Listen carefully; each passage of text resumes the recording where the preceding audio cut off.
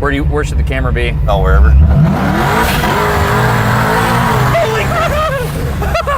Hey, it's me, Destin. Welcome back to Smarter Every Day. So we have explored internal combustion engines on this channel, and I think they're amazing. In the past, we visited a YouTube channel in New Jersey called 805 Road King, where Everett and his buddies had created a transparent head on a Briggs & Stratton engine so you could see the flame inside pushing the piston down. It was amazing. Also here on Smarter Every Day, we made a transparent carburetor. You can see the jet of fuel that comes up, and then we used slow motion to show the atomization of the fuel as it gets blown through the venturi there. It's amazing. That's a great video. We also got to learn how carburetors are made. We went to a manufacturing facility owned by Holly Carburetors in Kentucky. It was fantastic. We got to see the assembly line working. I loved it. I saw a video on the internet of a person that had made a transparent engine. You could see like the pistons going and all the stuff. And I was like, this is incredible. And so I decided to go to Nebraska to meet this guy. But when I got there, I was like, this person is not normal. The guy's channel name is AWD Cutlass for all-wheel drive Cutlass, and one look at his channel and you know this guy is smart. It is not normal for somebody to build a carbon fiber framed vehicle in their garage by themselves with their own hands. This is a special person. He made an all-wheel drive Cutlass. Just so you know, an Oldsmobile Cutlass is not made to be all-wheel drive. He just like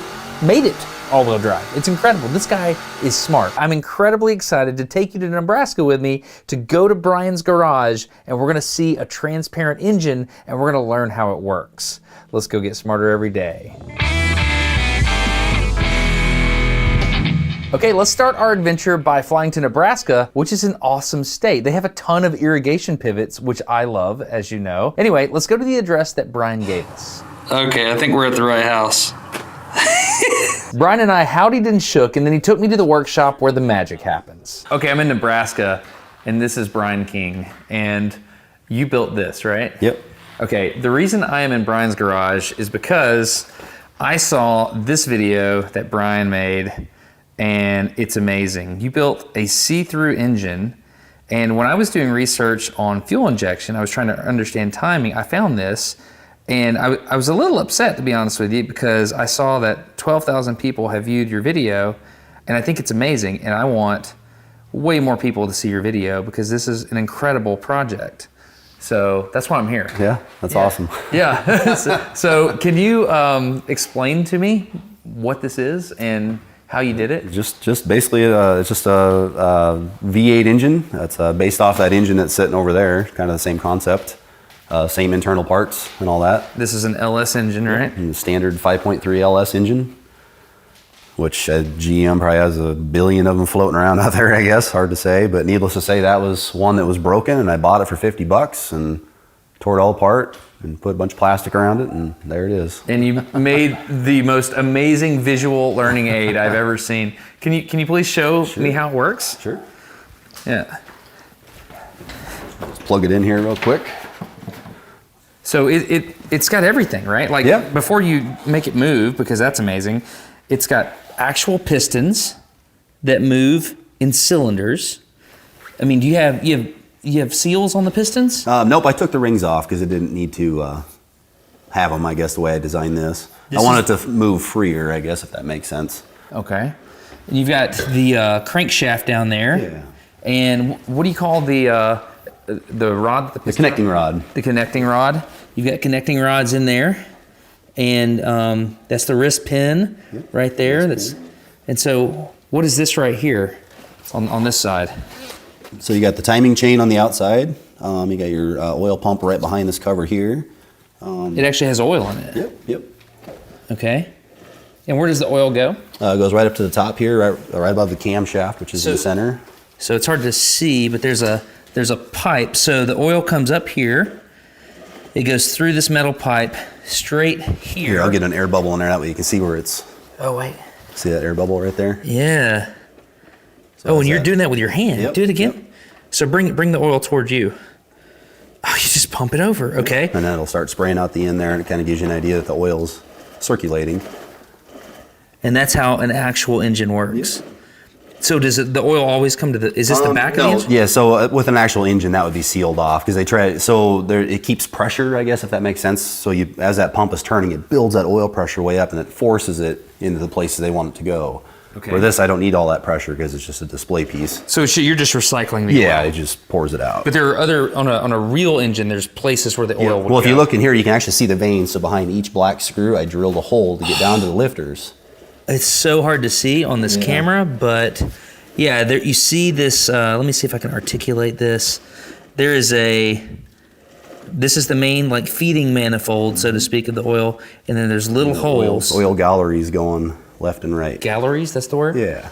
And what's going on with the lights here? That would be your firing order. So if you look, that would be when your actual spark plug fires the electricity across the electrode, and that's when it's firing or lighting the gas in the air. I want to take a second to review the strokes of a 4-stroke engine. Most engineers and mechanics refer to it as suck, squeeze, bang, blow. Earlier, I talked about a video we made with 805 Road King where we could see through a transparent engine head and we can see the 4 different strokes of an engine. That video is fascinating and you might want to check that out later, but for now, let's look at the animation that we made in that video to describe these strokes. We have the piston on the left moving up and down inside the cylinder and 2 valves on the right. Let's take a look at how a 4-stroke engine works and count off each of the 4 strokes along with me. The first thing that happens is one of the valves on the right opens, allowing a fuel-air mixture to be drawn into the cylinder. This stroke is called the intake. When the piston gets near the bottom of the cylinder, the intake valve closes and then the piston starts to compress the gas. This is called the compression stroke. The third stroke is the pretty one. This is called the power stroke. The explosion happens and increases the pressure inside the cylinder, which applies force to the face of the piston, pushing it down. When all those gases have burned after that third stroke, the exhaust valve then opens and the fourth stroke, called the exhaust stroke, clears the cylinder of all those exhaust gases. The intake valve then opens back up and the process starts over and over again. Timing is everything in an engine to make sure it works properly. For example, you want to make sure the spark happens just before the piston is at top dead center because you want the pressure to be building up at the same time as that piston is ready to start moving back down. So seeing these 4 strokes as an animation is one thing, but seeing the whole thing work as a physical model, that's completely awesome. Let's go back to Brian's garage and check it out. So we're watching this one here. So as the piston's going down, it starts to, that intake valve opens. Now air is getting sucked into that cylinder. And then of course, as it's doing, it's also spraying the injector. And now it's in the compression stroke. So it's compressing all that air and fuel in that little spot. Now it should light up, bang. So that's your spark plug firing. And what that does, it creates a little spark, ignites all the fuel. And then it forcefully shoves this piston down. And that provides power to the crankshaft when it does that, when it shoves it down. And now the exhaust valve is just starting to open, so they have to relieve the pressure somewhere. Otherwise, Which one's the exhaust valve? The one closest to you there, the smaller one. Okay. And now that opens up. Now you're pushing all the burnt fuel out. And where does that exhaust go? It'd just be basically the port would be right here, and it just goes out into your exhaust manifold. And that would go out to your exhaust system. Yep. Now we're back to the vacuum side again, and fuel. Being squirted right there. Spark. Wow, this is so cool. And there's exhaust. Then we start cycle again. It's intake, compression, power. Now keep in mind that all this timing of the pistons and the valves opening and closing is mechanically coupled to the spinning of the crankshaft. And as you can see, much of the engine system is purely mechanical. It's designed to do just the right thing at just the right time, and all it needs to keep going is that spark of the spark plug to keep lighting off the gas and keep the engine cycle going. Okay, so how are you controlling the firing of these cylinders right now? Like the lights, how are you doing that? Off that magnetic switch on the front here. So if you look across the front here, there's one little magnet. Let's see if I can find it for you here. Yeah, right there, that little silver dot. That little thing right there? Yep. And then if you look where that magnet lines up with those little glass tubes, it closes that switch, and that's when I make it fire the So light. you're telling, so one rotation of that is two plunges of each cylinder. Yep. Okay. And that's normal in an engine? You haven't had to change it? On a 4-stroke engine, yep, that'd be normal. Okay. And so that's how your timing is controlled. And that's rotating the camshaft? Yep. And the camshaft, you can see it right there. And so the camshaft is rotating.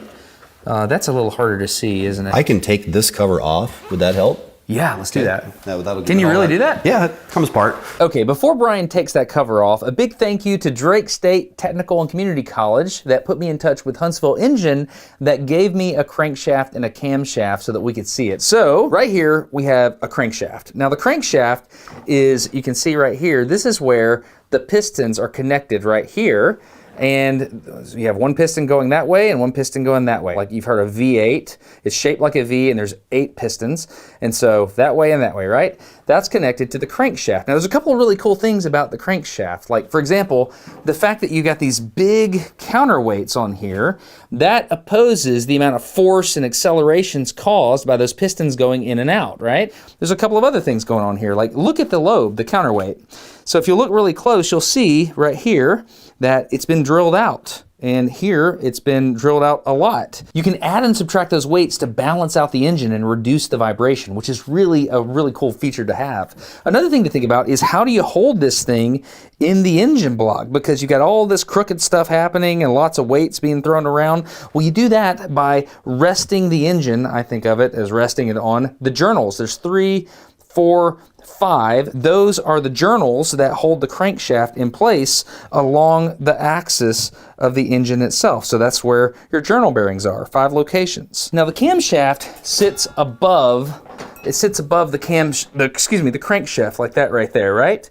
And you'll notice on the camshaft, you have a bunch of little offset, they look like cylinders, but they're not. You see, it's like a cylinder with a protrusion. Let me hold this like that. Those are the cams, you see them? So as you rotate this thing, those protrusions go up and down, and that's what controls your valves. And your valves control the intake and the exhaust of the engine. So basically, we've got 2 things going on. We have the power is transmitted out the engine that way to the transmission, and we've got the timing and control of the valves is a separate thing. That's the camshaft up above. Now, if you think about it, where this is radially indexed to that is very, very important.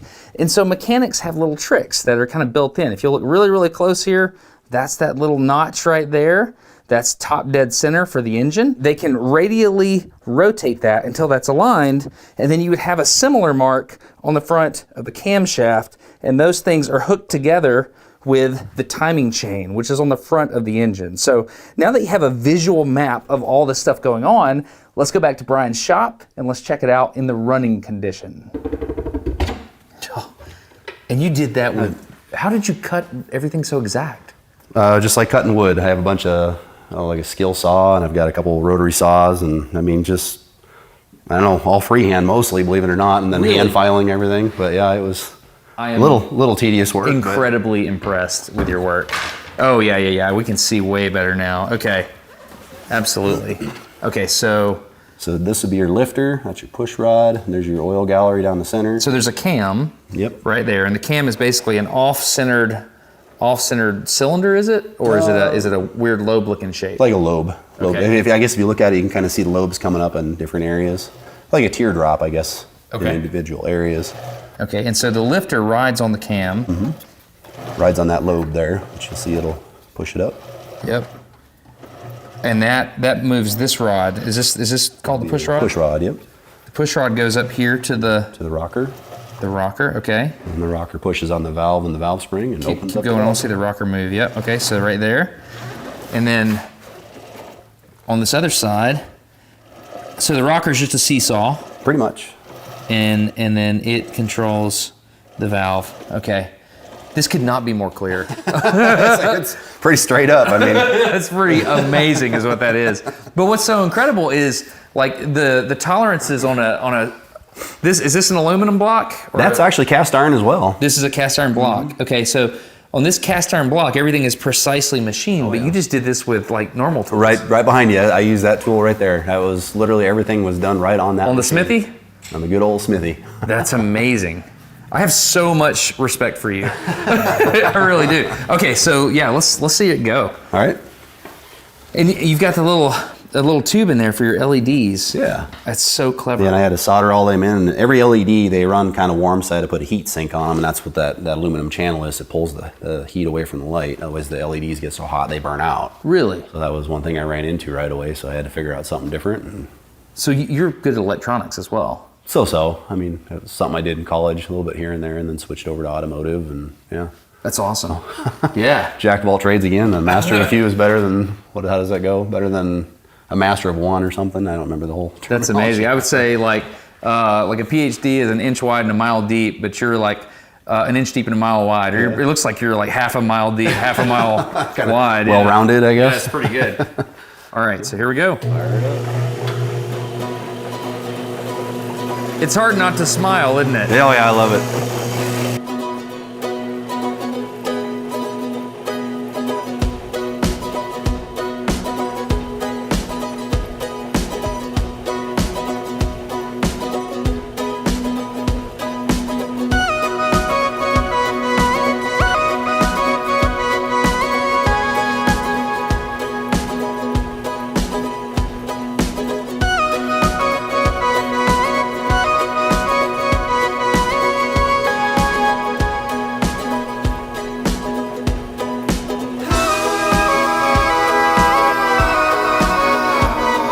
So you think we should turn the lights off and do Yeah, that? let's see what it does.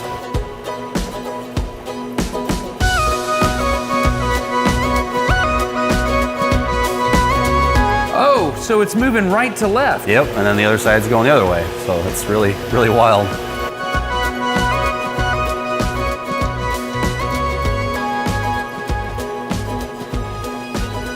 Can I slow it down? That's as slow as I can get it.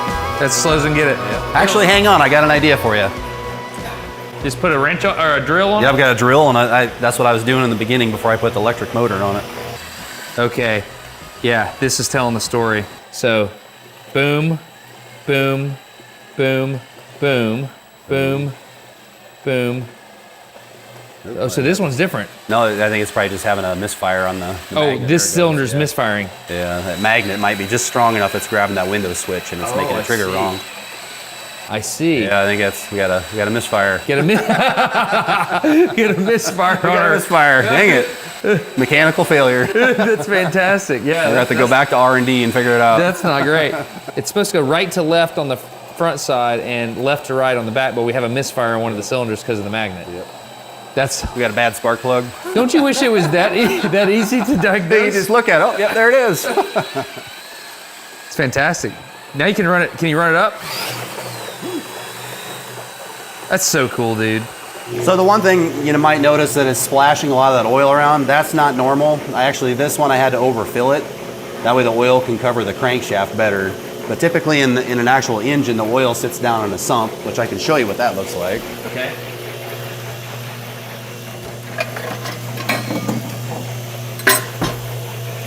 So technically all that oil you see in there right now usually sits down inside the center of that. Down there. Yeah. I see. So you have your reservoir of oil down there, Yep. and it's pumping it up out of that. So like where the crank would be turning would typically be just out in the open air, not splashing in the oil. So that's one thing you got to kind of keep a note on that too. So then your pickup tube, that's your oil pump, sucks here and pulls that oil all the way from the bottom. And then it pumps it all the way up. And then if you look in here, that's where the oil would be going across all the journals. And So this is a normal pickup tube here. Is that what you call that? the pickup tube would be right here by your foot, right here. So it starts here. Pickup tube's in the bottom. Yep, goes into the oil pump on the front. Okay. And then it goes to that piping here, which on that block, it would be all internally made, veins and stuff like that. So it's a little... So what do you call you had a fancy word for this? The oil gallery. Clearly Brian is an amazing, intelligent person, but the whole time I'm sitting there, I'm looking at this all-wheel drive Cutlass on the lift with over 800 horsepower, so this video would not be complete without riding in that thing with Brian. And we're gonna do that in just a second. Okay, here's the deal. This is the sponsored part of the video, but I don't want it to feel like that because I genuinely love this thing. Ridge reached out to me a while back and they're like, hey, can we sponsor Smarter Every Day? And I was like, I like my wallet. And they were like, but our wallets are better. I tried it one day and it was great and I loved it. And then I discovered they have an AirTag money clip accessory that you can like purchase and put on your wallet, and it makes it where you can find your wallet. And it changed my life. And so I reached out to Ridge and I was like, can we run on Smarter Every Day in such a way that people can get a free AirTag money clip? And they said yes. And I said, awesome. And then we did the bullet versus bullet video. You believed me. Thank you. And now Smarter Every Day is running another Ridge ad, and I'm grateful to you for supporting Smarter Every Day. Here's the deal. I'm going to show you a video that I didn't show before. If you recall, we shot against the burnt Damascus, and it was double bullet proof.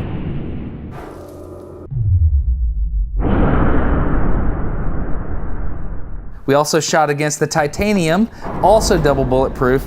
And then we shot against the aluminum, and the bullets fused inside the wallet, which was amazing. So now what I want to do is I want to show you a video I didn't show before, which was the titanium wallet. I said, you know what would be fun? Let's take a Ridge wallet and then let's shoot it inside, and let's make the bullets fuse inside the wallet and see if we can contain the bullet splatter.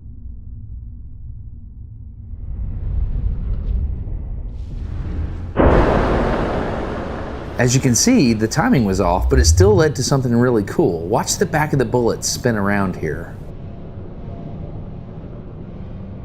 That was amazing. I love it. So the way that works is that's the elastic strap. So you can see the strength of the elastic strap there on the Ridge wallet. You get it, you're smart. If you support Ridge, you're supporting Smarter Every Day. I'd be grateful, and you have an opportunity to get a wallet that you can actually find, and I think that's cool. This is mine. It's the North Shore of Hawaii topographical map. I think that's pretty. They have all different colors you can choose from. There's also a lot of cool patterns on the website. If you go to ridge.com/smarter, you get the wallet or whatever it is you purchase. If you spend over 95 bucks, you can add on this AirTag money clip for free. This thing right here has changed my life, and I can find my wallet. They have a 99-day money-back guarantee and a lifetime warranty. They know that this is a good product, and I negotiated so that you could have an AirTag money clip for free if you spend over 95 bucks, because I know you will like this, and anybody that I've given this to as a gift, or they know they purchased it or whatever, they love it. And right now you can get up to 30% off for Christmas. So that's the deal. So if you want to check it out, go to ridge.com/smarter. Thank you for considering purchasing that, because that supports Smarter Every Day, and I'm grateful, and I know you'll like it. I like mine. I use it every day. So now the moment I've been waiting for, and honestly was kind of hoping would happen, but wasn't sure. Brian asked me if I wanted to go for a ride in the Cutlass, so obviously I said yes. Just hearing this thing rumble when it backed out of the garage gave me the giggles. So good. Noisy enough for you? Huh? Is that noisy enough for you? I love it. I climbed in, got my seatbelt on, and within a mile or so, Brian let her rip. I'll lay into it here a little bit for you. Where should the camera be? Oh, wherever. Holy crap! Dude!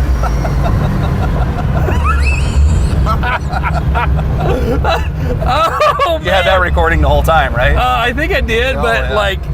I mean, it was bouncing everywhere. Yeah. That was unbelievable. Yeah. That's 840 horsepower at the tire on the dyno is what we had it dialed in at. Oh man. Okay.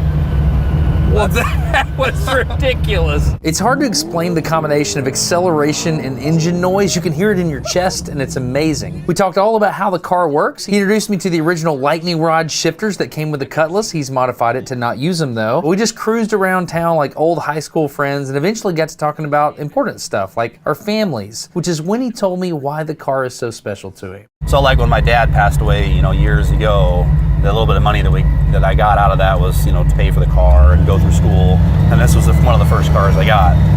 So it's just kind of like a family heirloom, and I just have fun. So your dad passed away when you were in high school? Yeah. Okay. About 13 years old when he passed away. He got killed on a motorcycle wreck. I'm sorry to hear that. That's awesome that this is there's a connection there. Yeah, there's a big connection, yeah. Yeah.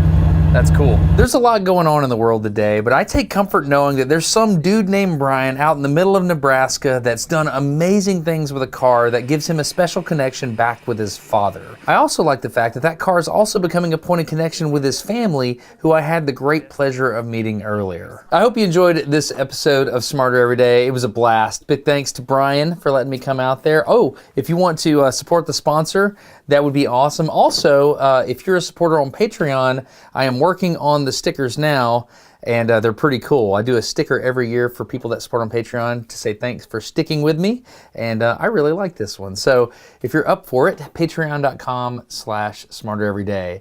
That's it. Thank you to everybody that subscribes and supports on the email list and all that good stuff. I am grateful.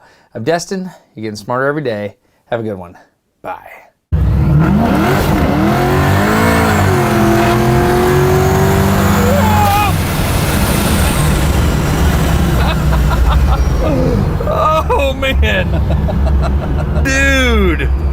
fun? Yes, it is fun. Golly, man. It sounds like an explosion. Yeah.